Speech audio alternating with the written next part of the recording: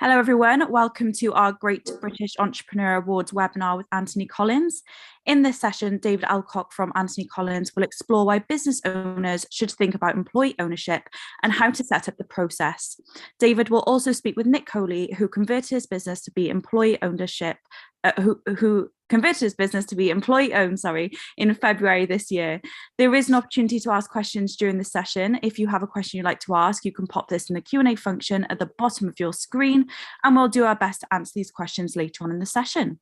And with that, I'll pass over to our host and speaker today, David Alcock.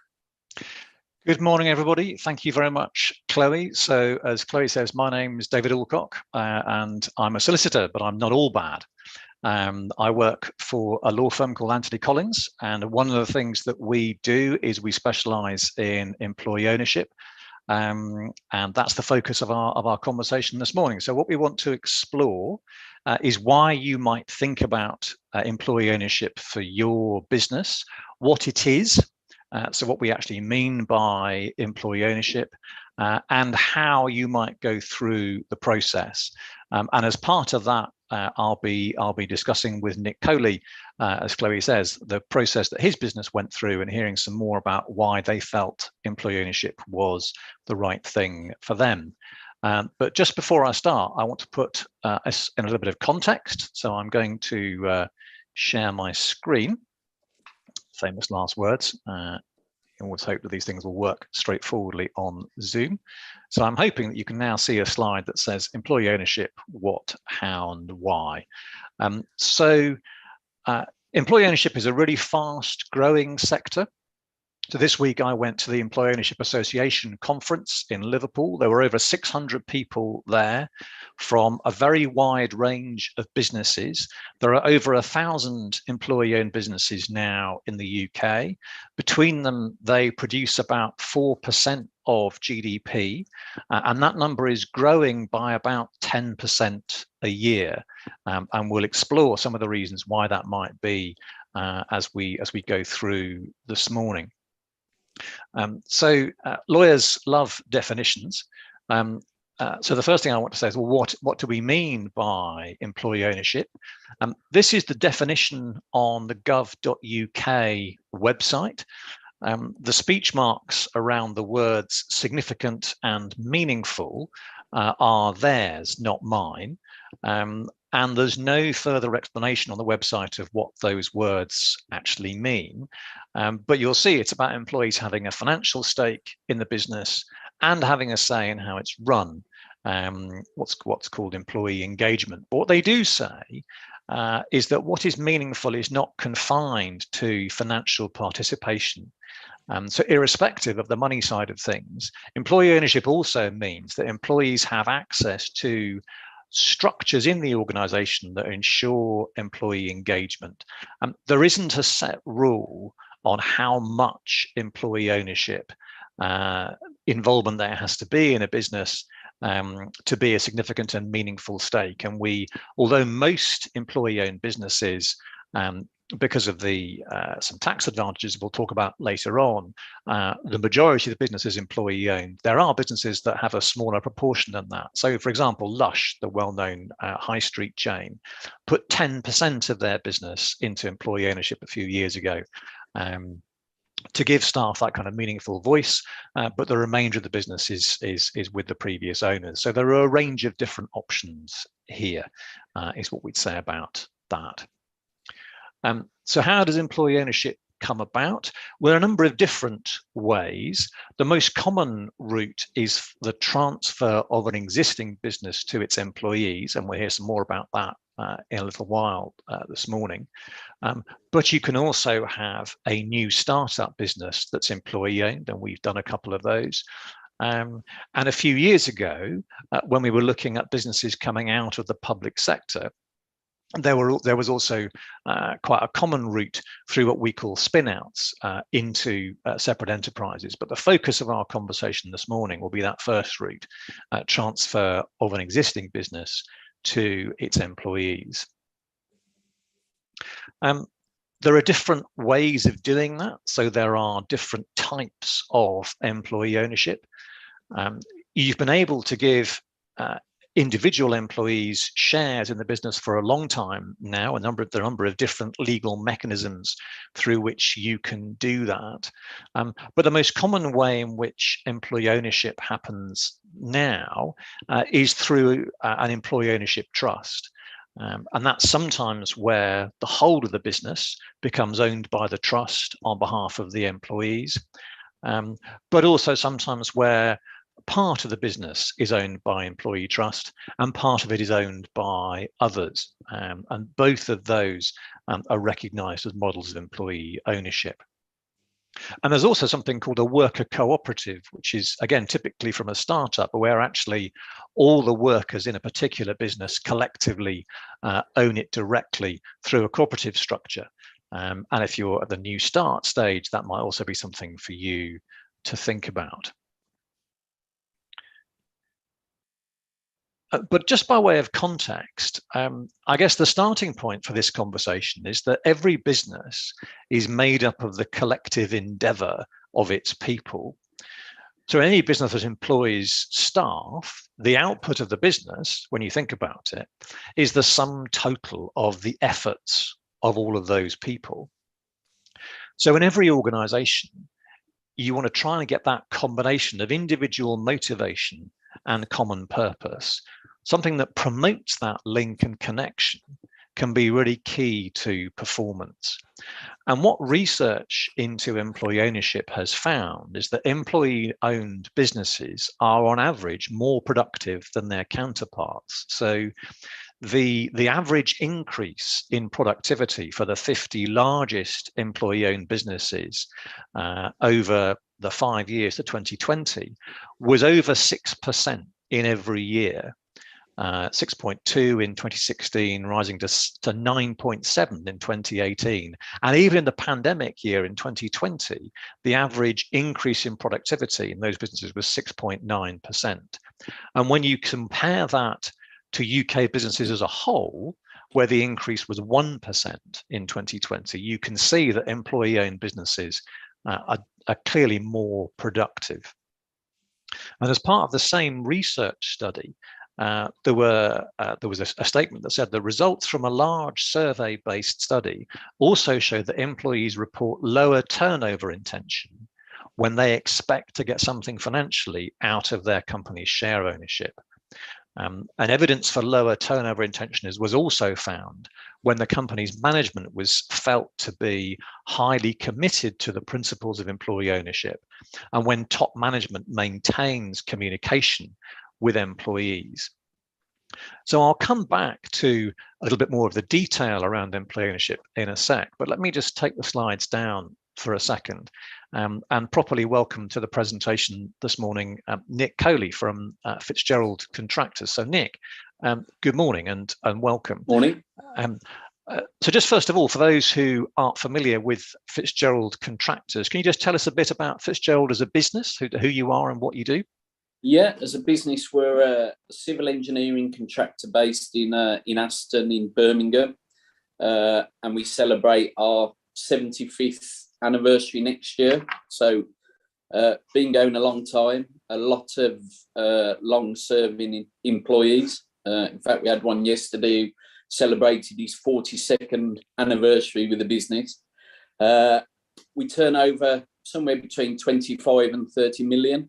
About 100 employees, and typically what we do is highways improvements and high specification public realm, generally across the wider Midlands, but we do also operate on a national basis. So very much a family orientated firm. I bought the business 10 years ago, having been involved in the business for a number of years previous to that. So really myself as principal shareholder, and that all changed in February, which we'll come on to, no doubt. Fantastic, thank you. So Fitzgerald, long-term family-owned business, doing construction, as you say. So what made you start to think about employee ownership in the first place? What was the prompt for that? Yeah, I think obviously myself as the majority shareholder, I had no desire and have no desire to exit the business in the short to near future. But it was certainly on my mind that at some point I will exit the business. And I really had two goals in that. One was obviously from a personal perspective, realising value for my shareholding. The second one is I really wanted to maintain an element of control and manage when I departed, and could that be gradually dropping down to 4 days or 3 days. And the final one really was I've a real vested interest in the business continuing to be a success.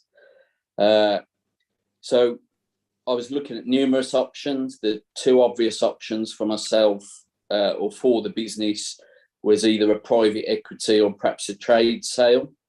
And going back previously to what my aims were, a trade sale or private equity didn't really achieve that.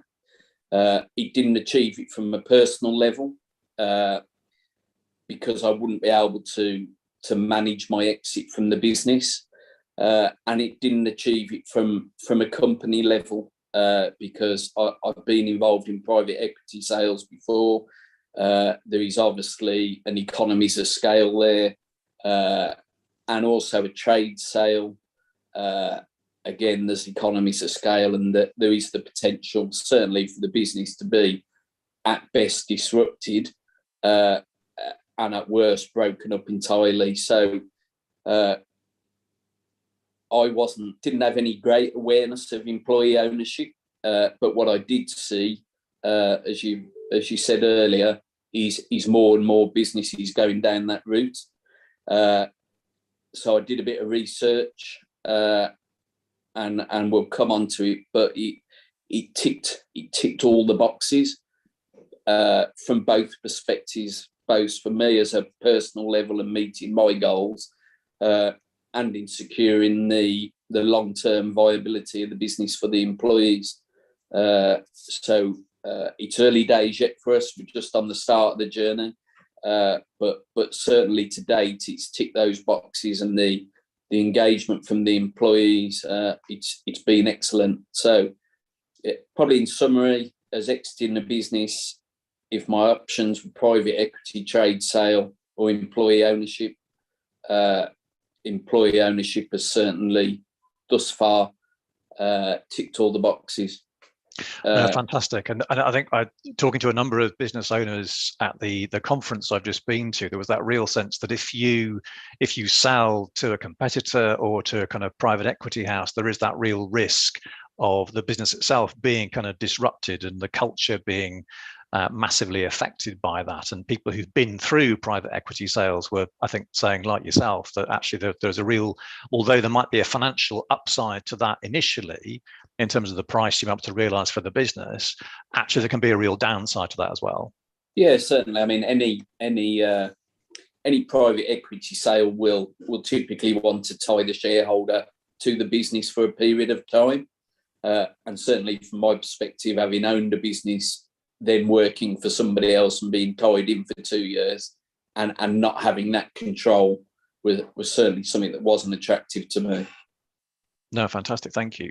So you started to look at employee ownership, and you became aware of what it might look like. So how did you actually go about the process? Where did you start with the process of becoming employee owned? I think the initial thing I did was obviously did some research. There is a lot of information out there. I managed to speak to a couple of companies that had gone through the process to get their view out of it. Because I believe there's no better measure than that, really. We then arranged a meeting with our accountants to an initial sounding out meeting to see how it could work, critically to discuss how the business would be valued, because that was obviously a primary concern, and we needed to know we could get the right answer to that. So following the meeting with the accountants, they put me in touch with yourself at Anthony Collins, because there really are as I see it, there's three parties to this. There's the shareholders, there's the accountant side of it, and then the solicitor side. So we gelled as a team of three, and really over, well, I think we had our initial meeting on the 10th of December, and by the 22nd of Feb, I think it was done. David always winces at this point because he thinks everyone will go that quickly, but it was. If you're watching on the call, don't get any ideas about it all taking 2 months every time. Just to be absolutely clear, but we made some swift progress, Nick, didn't we? We did, and there was reasons behind wanting to do it so swiftly. One of the key ones was we pay an annual bonus to employees in March. We wanted it done prior to that because it enables you under employee ownership to then pay a large proportion of that bonus tax-free. So the other thing, that probably the biggest part of the preparation to get it done, because we were fortunate in that we were able to leave Anthony Collins and Mazas, who are our accountants, to it almost with our support. The biggest piece of work for us, and what you can't underestimate, is the employee communication plan. Exactly how it's going to be communicated to the employees, and that's at different levels. Firstly, it's the directors. They must be on side because you've obviously got to sell it to the employees. Without the buy-in of the other directors, that's never going to be achievable. So the initial stage is getting the other directors on the board, and then how you're going to communicate it with the employees.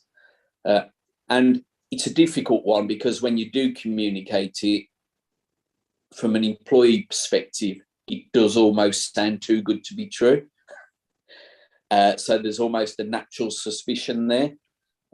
So we put an enormous amount of work into that employee communication side of it, which Touchwood has certainly paid dividends because it's made the internal transition a lot smoother.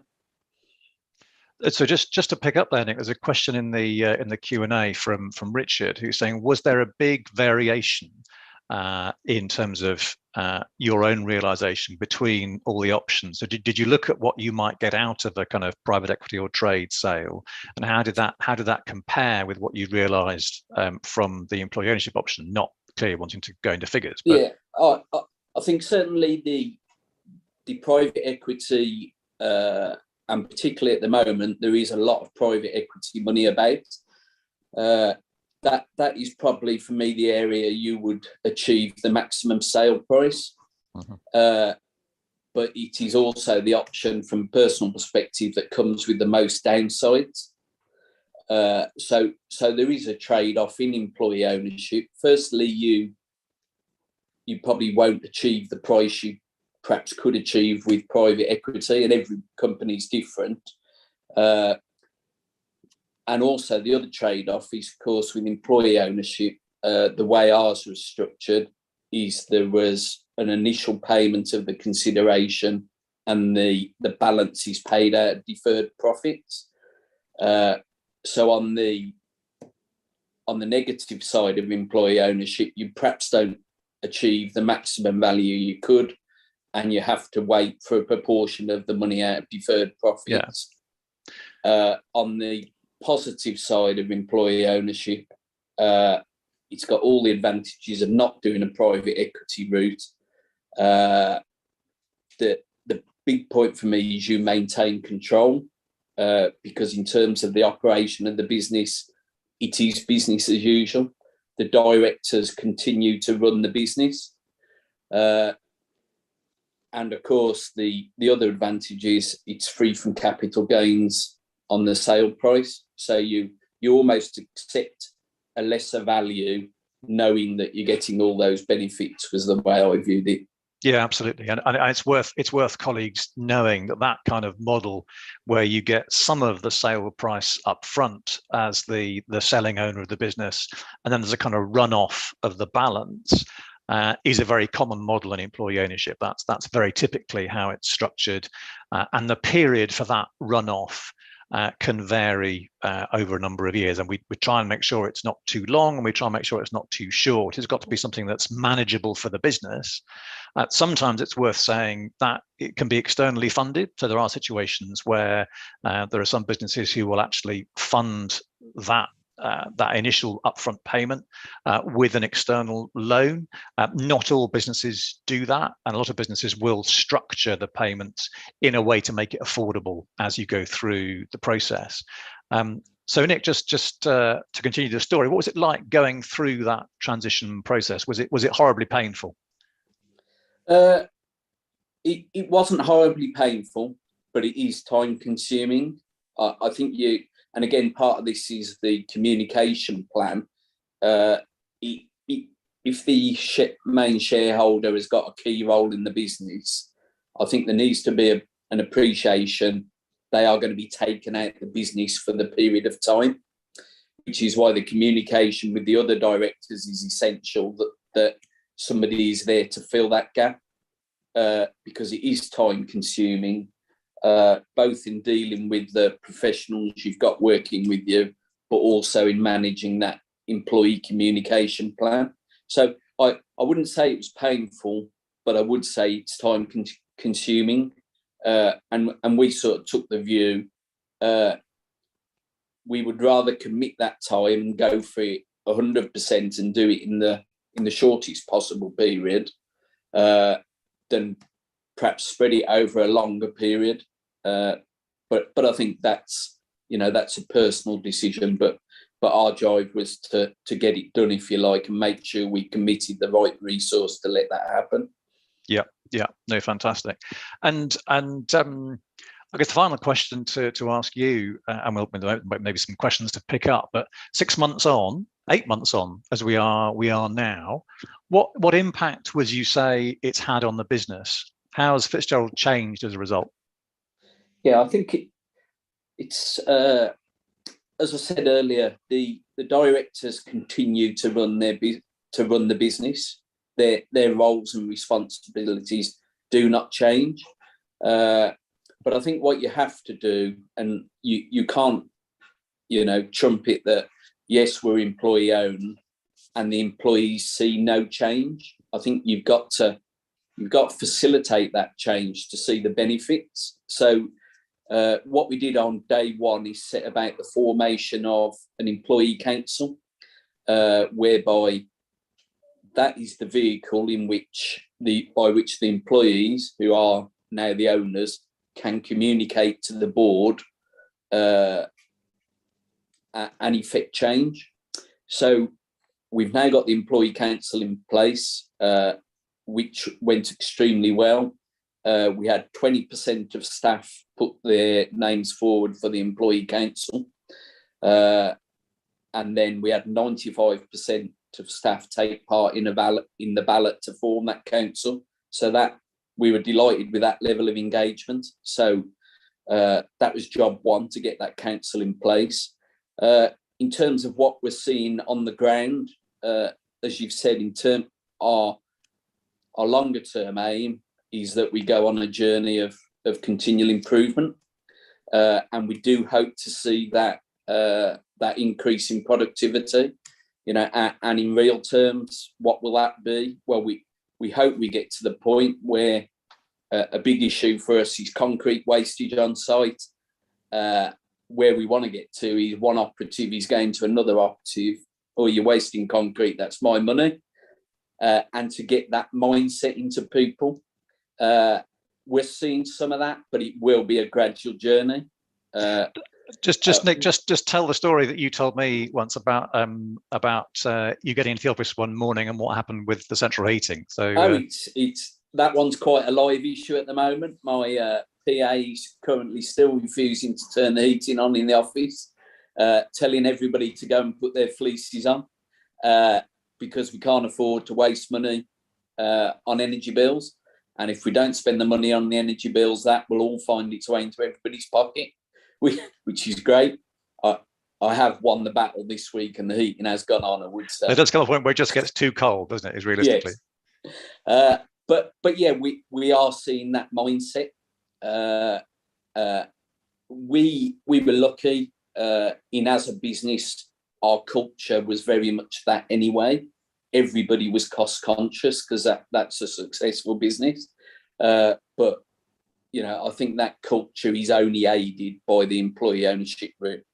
But we've been delighted with the uptake from employees, and it's not just about the ownership and the benefits they will get in their pocket. I think in the current climate, it's about the long-term stability of the company, and you'll be amazed how informed employees are, and the amount of employees that have come to me since and said, well, we've been a bit worried about this because we knew you owned the business, we knew you weren't going to be here forever, and we didn't really know what was going to happen. And that hadn't really occurred to me that it would be that widespread, but a lot of people have come and said, great, we know where we're going, we know we're not going to be sold, and everybody's been really enthusiastic about it. Fantastic, Nick. For now, thank you. That's been really, really helpful and interesting. I'm aware there's a number of questions in the Q&A, and if it's okay, we'll come back to those in a moment or two. But let me just complete the picture, if you like, with a couple more thoughts on the process, and if you'll forgive me, one or two little bits of the legal stuff as well. So we've already touched on this, but there are, as Nick says, there are a number of really positive impacts from employee ownership. We've mentioned tax. There are two very important tax advantages. The first is that for the selling owners who are transferring the business, they provided that just over 51%, so a controlling interest in the business, is transferred to the employee ownership trust. The capital gain that the current owners take is free of capital gains tax. So that's a significant advantage for them. There's also a tax advantage for the employees, as Nick has said, where they post employee ownership can be paid up to £3,600 each year as a bonus, as a tax-free. So there's some important tax incentives on both sides, and that's because there is a policy recognition, indeed at government level, about the positive impact employee ownership can have.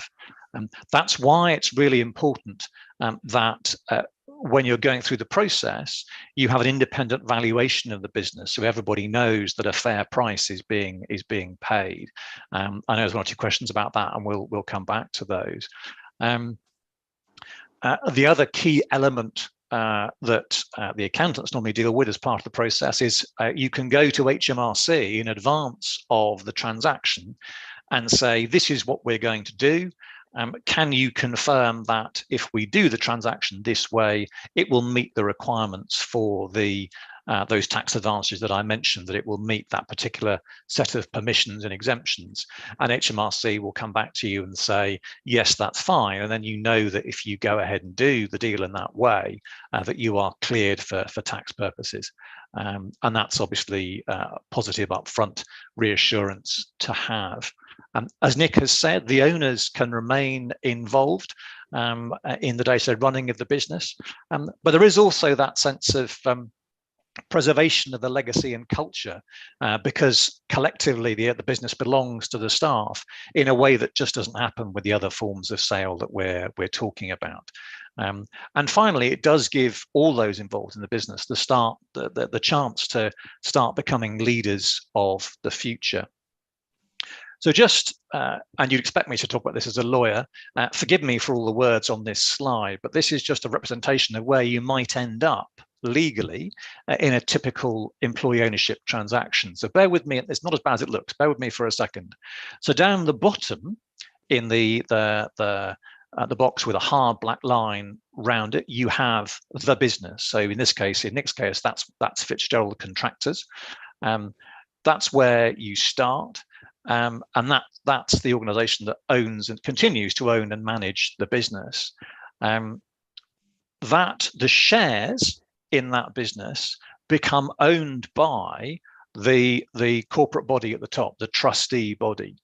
So you create the trust over the shares, and typically you create a separate company to act as the corporate trustee of that trust. So there is, going forward, there's a small board of the trustee company, and then there's the operational board for the business itself. And you'll see in the middle between that, the actual trust itself, which is created by a trust deed. So the key legal documents in the process are the share purchase agreement, which is the agreement by which the shares transfer from the current shareholders to that trustee body I just mentioned. And that trustee body then holds those shares under the terms of the trust deed on behalf of all of the staff for the time being.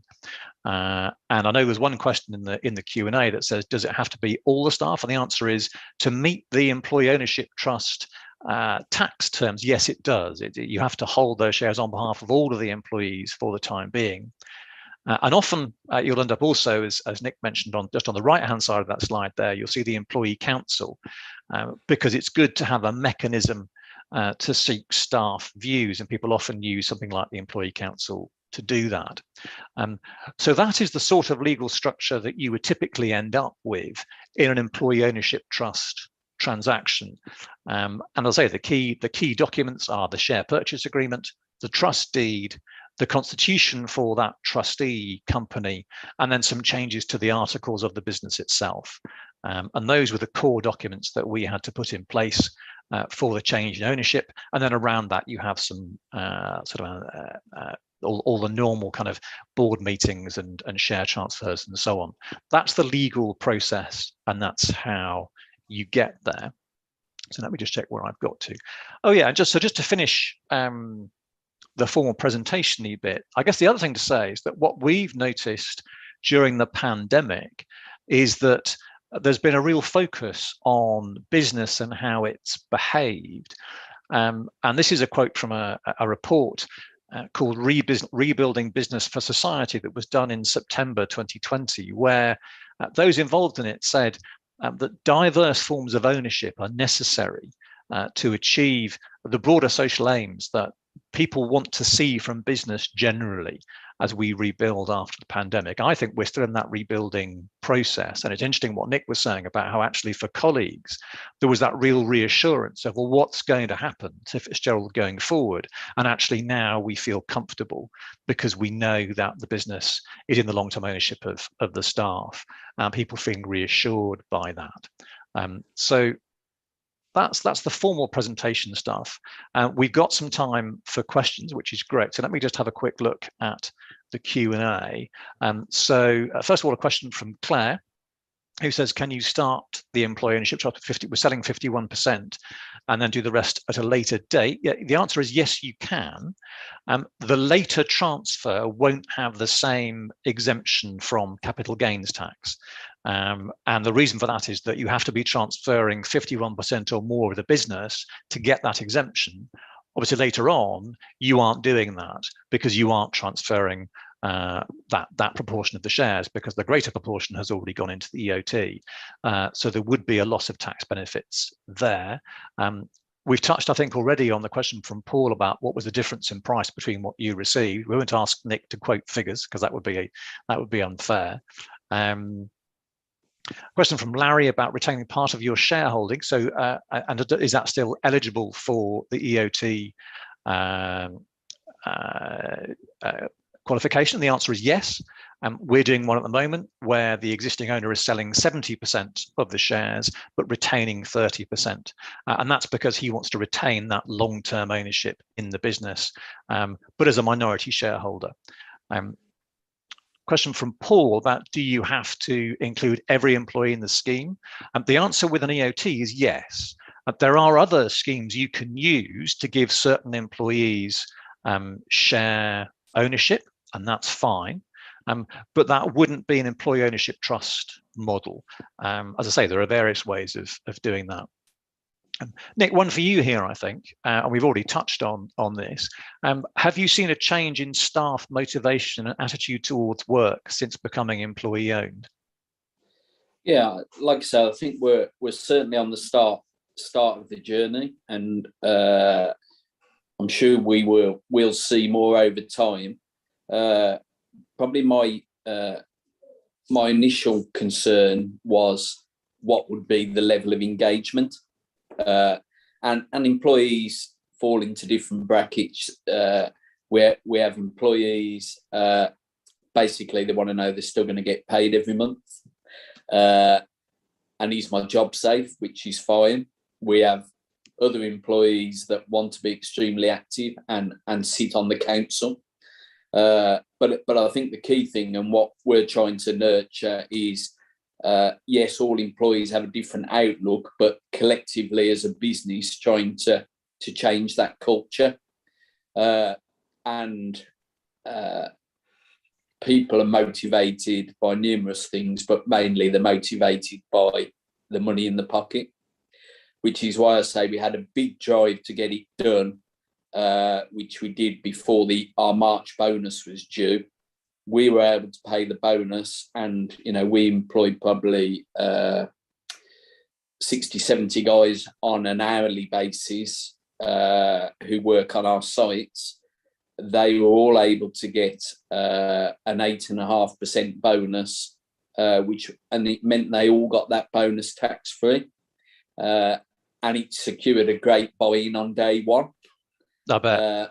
So we've really got it twofold. People want to see the benefit in their pocket, and I think people want to see the change in the culture. And what we want to do is people we know are going to be enthusiastic and they're going to be leaders and buy into this. We want them to take the other people with them. And like I say, it's early days, but we've certainly had great engagement. And we were doing this anyway, but I think a key part of it is, for me, is now full transparency of the company's performance with the employees, probably more so than we've done before. Because if you want the employees to be engaged and to improve in terms of productivity, I think you have to be prepared to share the information with them in terms of the performance of the business. So I think it's both sides, really. As directors, we need to push it, and we want employees to come with us. But the trade-off is they now own the business, so we need to be completely transparent in how the business is doing. We've set up forums now where we communicate the business plan to all the employees, both short term and medium term, as to where we want the business to go. So we're really trying to increase that engagement piece to try and take people along with us. That, coupled with people seeing tax-free bonuses once a year, and those bonuses will increase as the deferred consideration is paid off. That's our goal, and the signs so far have been good. Fantastic, thank you. So the questions are racking up, so we will try and get through these. Here's one that, not being an accountant, I can't answer, but Nick might know this. So it says, is the funds a balance sheet or P&L event, i.e. can it be before corporation tax at year end? Nick, do you know the answer to that? This is one I wish I had an accountant on the call. I'm fairly sure it is a balance sheet event, and it is before corporation tax. But don't quote me on that, because I'm not an accountant either. That's fine. That's why we work with accountants as part of this process. Yeah. So, question from Derek: can you do this for a firm with less than 10 employees? The answer is absolutely. We did a conversion last year for an architecture practice that employed 8 people, and a number of the organisations that we met at the conference I mentioned were smaller businesses. So and similar question from Danny. My company is tiny, 1.5 million pounds turnover. Is it realistic for us to go down the EOT route? I guess the answer to that question is there will be a cost to the process. But actually, if it's a small business and a fairly simple process, then you should be able to keep the costs to a sensible level. There's no reason why you couldn't go down that route for a smaller business. This question from Emily: So two questions. First question, what happens when an employee leaves? How do you value their shareholding? The answer to that question is that employees, if they leave, don't take any of the value of the business with them. So if you leave the business, you don't have any entitlement to the underlying value. That's something that some people have questioned in terms of the model, and it's something that is under debate. But currently, with an EOT model, all of the value stays in the trust. So if you cease to be a staff member employed by the business, you can't take the value with you. And some people perceive that as a kind of issue. Second question that Emily asked is, can staff members own more than their colleagues? Again, not in an EOT. There are other models of direct share ownership, and actually what you can do is you can put the majority of shares in an EOT, but you can then have individual staff share ownership on top of that if you want to, where shares are owned directly. So that's something that you can do if that's something that you want to do. Another one for Nick here. How was the initial upfront payment put together? Did the employees get a loan, or was it funded by the company? How was that done? Yeah, the initial payment was funded by the company, and what I would say is, even if you're not planning employee ownership now, and it's potentially for the future, it's probably worth thinking about as an owner leaving some money in the business rather than taking it out now, because you can potentially leave it in the business for a bit until you're ready to go to employee ownership, and at that point you can take it out as part of the initial consideration free of capital gains. So in terms of our structure, there was an initial payment taken out the business on completion, which was a percentage of the total consideration.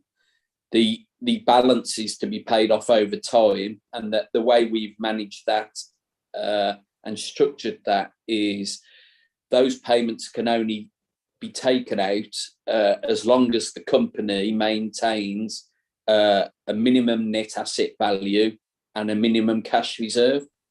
And I think that's worked really well for us, because from an employee perspective, we're able, and we have shared with them that, and we've shared with them the levels, so they are protected from an unscrupulous seller, if you like, taking out too much and leaving the company exposed. The other great thing that really appeals to me is it means the seller's interests and the employees' interests are completely aligned. The seller wants the business to be successful and to be prosperous in order that they can get the rest of the consideration. And the employee wants the business to be successful and prosperous. So all that consideration can be paid off, at which point the employees will share all the profits of the business. And it's not the point that was raised, but it's probably worth raising. The question has been asked, well, when all the consideration is paid off, what happens to the profits? Because we own the business. And the answer we give, that as a board of directors, we may decide, well, we will retain a third of the annual profits in the business, because that is good practice.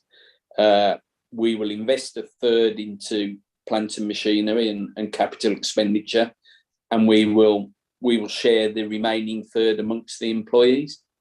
So those are the sort of questions we've been asked. As directors, you're still responsible for the stability of the business, and you still run the business. But certainly, just to emphasise the point, that the great thing about this is the sellers and the employees' interests are both aligned in the business being successful moving forward. Yeah, definitely. No, thank you. That's really helpful. And I think that probably answers Greg's question about, no, it's not Greg, not Paddy's question, sorry, about dividend policies. So actually it works with dividends. It works in the way that it would in a normal company, in the sense that the directors of the business will make a proposal, and actually the EOT, as the shareholder, can respond to that in the same way that shareholders normally would do. Yeah, I mean, what we've stressed to individuals is in effect, under employee ownership, the company is more protected, because under a dividend arrangement, there is no limit on the dividend. If the cash is in the business, the owner can take it out. Under the employee ownership arrangement, we've actually set minimum thresholds that have to be met. So from an employee perspective, they've got a greater protection than when the business was in private ownership. Yeah, no, great, thank you. Let me try and get through. I'm conscious of time, and if colleagues, if you need to jump off the call, please do. It's 1:45, but I will try and just whack through some of these remaining questions. It's fantastic to have all your engagement. So brief question from Paul: what's the maximum percentage of profits that can be used to pay back the principal sum in future annual profits? The answer is there isn't a set figure. It's very much a judgment call in each case. As Nick was saying in relation to Fitzgerald, they worked out a particular mechanism to calculate it that they knew would leave enough cash and assets in the business each year. I've got other clients who on conversion will have a kind of set amount to be paid out. I think there's something to work out in each case, and it's about getting the balance right between protecting the business and making sure that the owners get their consideration over a kind of fair period of time. So yes, it's getting that balance right. I think we've talked about employees on exiting the business. That was Greg's question. One person said, what if some employees don't want to be part of the process? The answer to that in relation to an EOT is there's no kind of formal consent requirement. You don't have to go out to the staff and say, let's have a ballot on whether we go down this particular route. And I think for me, the response is, why would an employee not want this? It's hard to see a downside from an employee perspective, because actually there's a lot about the arrangement that's really good for employees going forward. Question from Richard about, are there any specific considerations for FCA authorised firms to change ownership, which is a fantastic question, which I can't at this point answer. But Richard, if you drop me an email, and you'll see my email in the chat, which Chloe has very kindly put there, I'm very happy to ask somebody who does know the answer to that question, and we will get back to you. We've talked about Paddy's question about HMRC. So yes, as part of the process of clearance, you would discuss the valuation with them. Richard's question about overseas team members, yes, as long as the company is based in the UK, I'm fairly sure that where individual team members are based isn't an issue. I was talking to an employee business this week who have staff based in the States as well as here. Question from Kate: are all employees treated equally in terms of share ownership? Yes. With regards to whether part or full time, yes, that's right. How you pay the bonuses is a different issue, because you can do that as a percentage of salary or however you want to work it out. So yeah, that's fine. Let me see where I've got to. As I say, we're trying to get these questions through before we run out of time completely. Not quoting figures, Paul says, could Nick give us a percentage difference on the valuation received as compared to private equity potential? Nick, without pressing you, is that a question that you want to answer? I would answer it, but I can't because very much private equity changes by the week. And from experience, any offer you will receive from private equity will not be the figure they end up paying for the business. What I can say globally is, from experience, a private equity offer could well end up being 20% less than the initial offer. Bear in mind, under an EOT, it's free of capital gains tax. That could well leave you at the same place you would have been with private equity. But private equity is extremely volatile. It might be somebody who really likes your business and is prepared to pay a massive premium to get in. And in those circumstances, you might consider that that it's worth the pain. Yeah, absolutely. Thank you. So where are we? Another question: is there a recommended size of company? Could a business be too small to do this? I guess the answer to that question is that probably yes. As I say, we have done employee ownership transfers for companies with staff in single figures. I guess if you got to a point where there's kind of like 3 people, you'd be saying, is this something that you really want to do? The complexity of going through that. So probably yes, in theory, you could have business that's too small, but we have certainly seen relatively small businesses go through the process and find it of real value. Question from Mike about how the business and shareholding are initially valued. It's really important, and we've touched on this already, to get an independent valuation done as part of the process.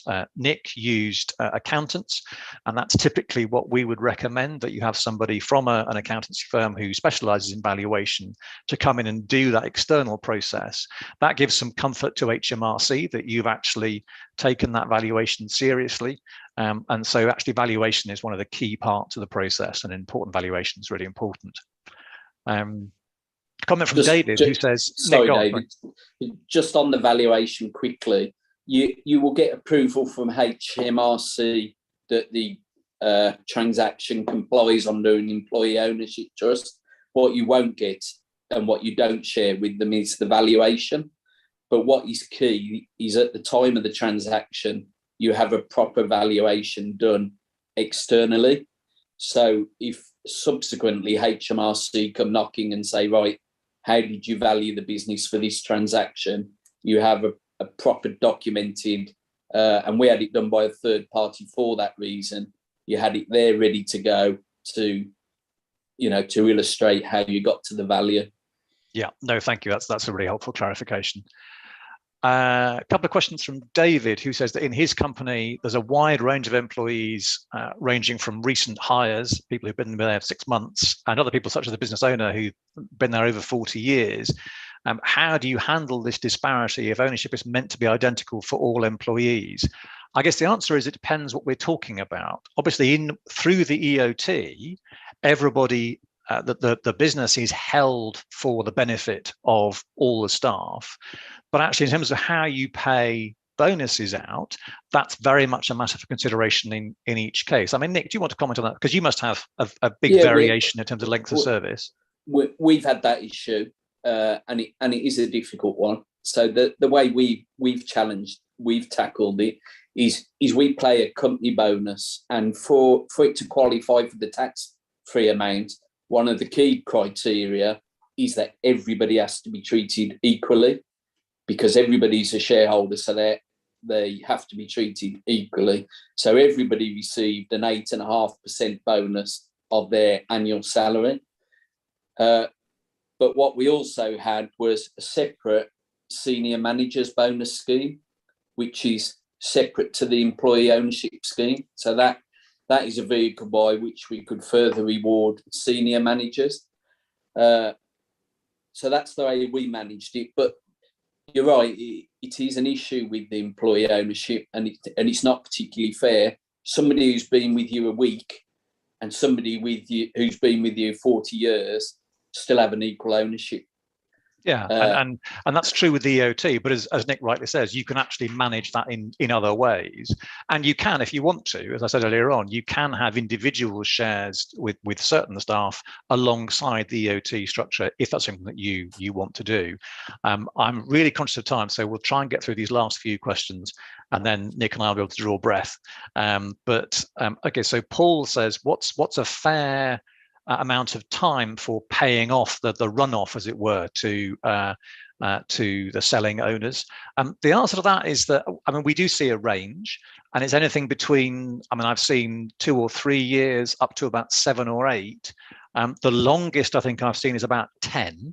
I would argue that that's actually a really long time for the business, and I think you want to be trying to get that burden off the business's future profits before that sort of length of time would be, but that's a personal view. I would say the best route is to pay it off as quickly as possible, as long as it's affordable for the business. Yeah, I think that's fair. two more, and then we'll wrap up, Chloe, if that's all right.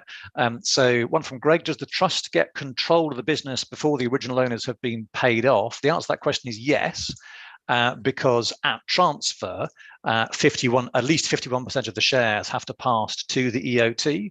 So from that point, the EOT is the controlling shareholder, and even though there's still consideration to be paid to the selling owners, the EOT has control of the business. And finally, a question I'm not going to answer from Paul, who says, how much does it cost in terms of accountancy and solicitor fees?